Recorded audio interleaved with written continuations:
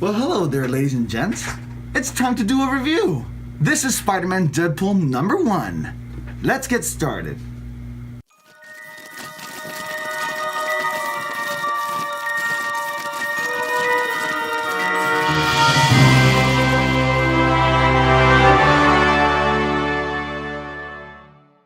Hey everyone, welcome to News to Astonish, where we discuss comic book related media. I'm your host, Ronnie. I hope you all are having a great day. I know I am. On Sunday was really intense for me because I just saw The Walking Dead Season 7 Episode 1 and it was very intense and emotional for me, and I'm pretty sure it was emotional for you all too.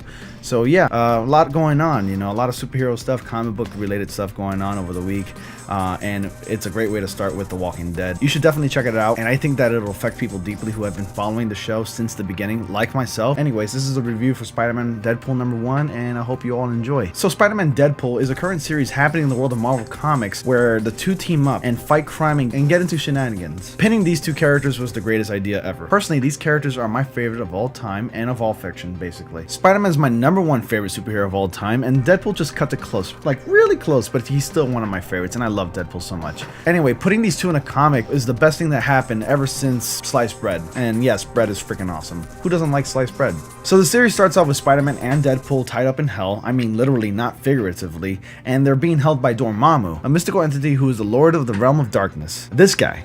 By the way, he's a major Doctor Strange villain. So while Spider-Man and Deadpool are tied up, we get to see these two heroes throw in some witty banter, jokes. Overall, it's pretty hysterical throughout the issue. The relationship between these two isn't perfect, and I mean that in a good way. See, Spider-Man hates Deadpool. He thinks he's an idiot, and Deadpool is actually a huge fan of Spider-Man. Throughout the issues, Deadpool is just trying to prove to Spider-Man that he can change and be the hero he's always wanted to be. A lot of funny things happen, of course, because Deadpool is so silly, and he's always up to no good. Spider-Man is also funny, but doesn't really respect what Deadpool does or who he is, pretty much. He just doesn't agree with Deadpool's ways. Both of these characters have the same goal in mind, but doesn't understand how the other gets to their end goal, basically. So like I was saying, of course, with Deadpool in a comic, we're expected to see a lot of funny shit, basically. Like there's this instance where Deadpool distracted a Demon King by faking an erection, and so he dislocates his hip, or when Spider-Man was throwing toilet humor at Hydro Man, and then Deadpool follows up with more toilet humor, and Spider-Man's like, I ran that joke. And my most favorite moment in this issue is when both Spider-Man and Deadpool get drenched in raw sewage water, and Spider-Man's just like completely disgusted and devastated, and Deadpool's just joking around and looking at the bright side, saying, hey, at least you can poop and pee and nobody would ever notice. So definitely own that. So Deadpool's all about poop and pee, and he's pretty disgusting. I know he's very vile.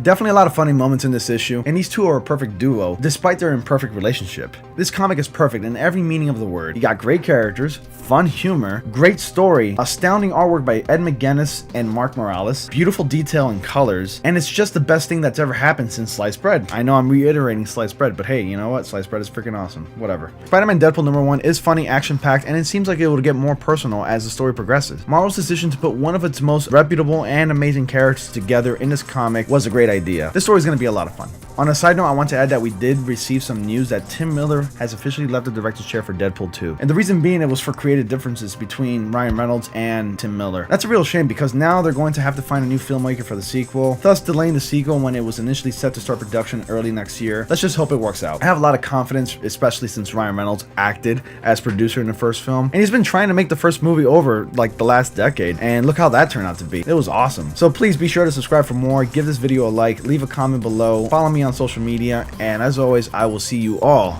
in the next comic panel.